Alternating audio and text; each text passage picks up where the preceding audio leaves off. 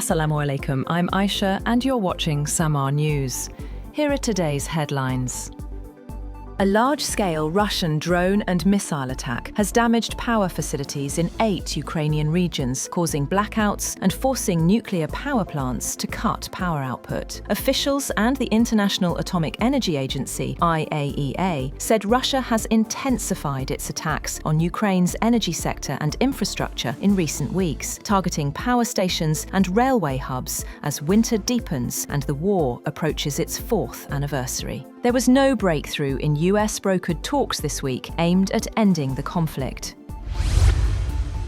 Qatar's Prime Minister, Sheikh Mohammed bin Abdulrahman Al Thani, has said that negotiations on consolidating the US-backed truce in the war in Gaza are at a critical moment. He said mediators are working to force the next phase of ceasefire forward, adding that a ceasefire cannot be completed unless there is a full withdrawal of the Israeli forces. Until there is stability back in Gaza, people can go in and out. Talks on achieving the next stages of US President Donald Trump's plan to end the 2-year war in the Palestinian enclave have been ongoing. US President Donald Trump's special envoy, Steve Witkoff, has held productive talks with Ukraine's senior negotiator, Rustem Umerov, in Miami over the past 2 days. US officials said Witkoff and the president's son-in-law, Jared Kushner, met with Umerov and General Andrei Hnatov, Ukraine's military chief of general staff, for what both sides called constructive discussions on advancing a credible pathway toward a durable and just peace in Ukraine. At Friday's meeting, Umerov underscored that Ukraine's priority is to secure a settlement that protects its independence and sovereignty, ensures the safety of Ukrainians, and provides a stable foundation for a prosperous democratic future. The United States wants Europe to take over the majority of NATO's conventional defence capabilities, from intelligence to missiles, by 2027, a tight deadline that struck some European officials as unrealistic. The message was conveyed at a meeting in Washington this week of Pentagon staff overseeing NATO policy and several European delegations. In the meeting, Pentagon officials indicated that Washington was not yet satisfied with the strides Europe has made to boost its defence capabilities since Russia's expanded invasion of Ukraine in 2022. Australia has imposed financial sanctions and travel bans on 4 officials in Afghanistan's Taliban government over what it said was a deteriorating human rights situation in the country, especially for women and girls. Australia's Foreign Minister, Penny Wong, said the officials were involved in the oppression of women and girls and in undermining good governance or the rule of law in the Taliban-run country. Wong said in a statement the sanctions targeted 3 Taliban ministers and the group's Chief Justice, accusing them of restricting access for girls and women to education, employment, freedom of movement, and the ability to participate in public life. Russian President Vladimir Putin has offered India uninterrupted fuel supplies, eliciting a cautious response, even as he and Indian Prime Minister Narendra Modi agree to expand trade and defence ties between countries with decades-old ties.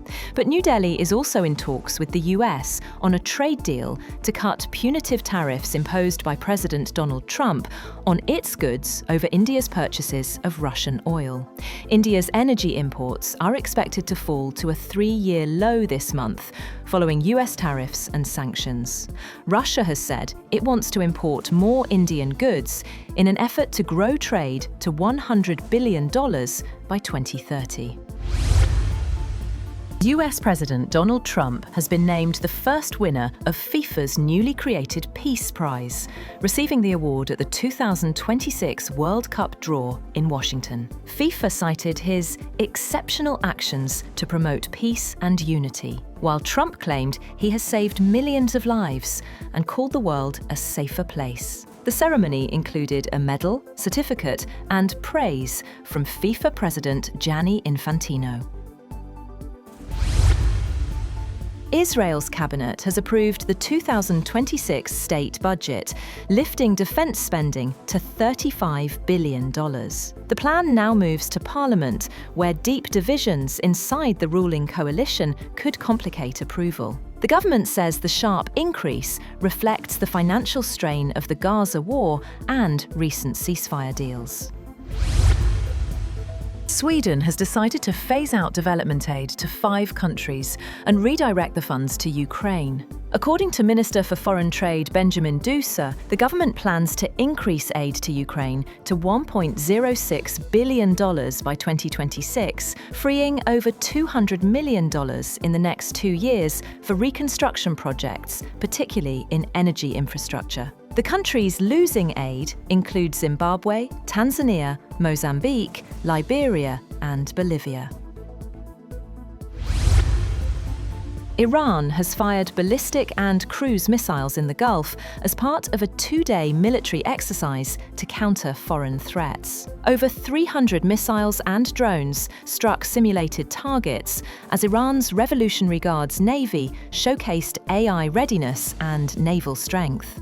Earlier, Iran held an SCO anti-terror drill in its northwest, sending a message of both deterrence and regional coordination.